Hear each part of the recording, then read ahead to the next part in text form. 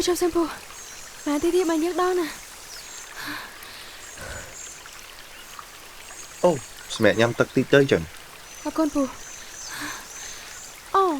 mách bàn Provida Prapia Spring chẳng. Chẳng bàn phu nôm mọc tắc đầy khá bộ dương nắng. Ruột nơi tí ní, miềnប្រភព ទឹក Spring ធម្មជាតិ ដែលយើងកំពុងញ៉ាំ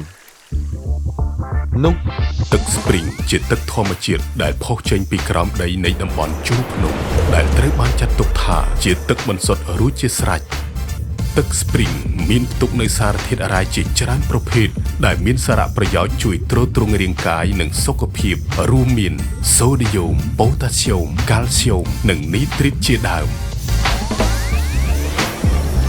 ជាពិសេសទឹក Spring ត្រូវបានរក្សាទុកយ៉ាងល្អនិងត្រូវបានផលិតតាមស្តង់ដារអន្តរជាតិនិងអនាម័យត្រឹមត្រូវ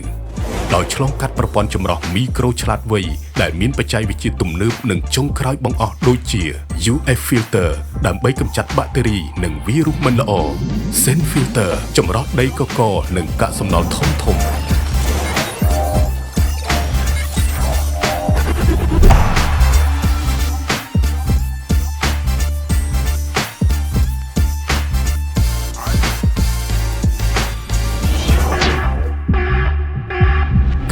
ពិនិត្យគុណភាពហើយគ្រប់ដបទាំងអស់ក៏ត្រូវបានត្រួតពិនិត្យគុណភាពយ៉ាងល្អិតល្អន់ជាមួយខេមរ៉ារ៉ូបូតដោយស្វ័យប្រវត្តិដើម្បីធានាថាទឹក Spring Provida មានគុណភាពនិងសុវត្ថិភាពខ្ពស់ជូនអតិថិជនរបស់យើង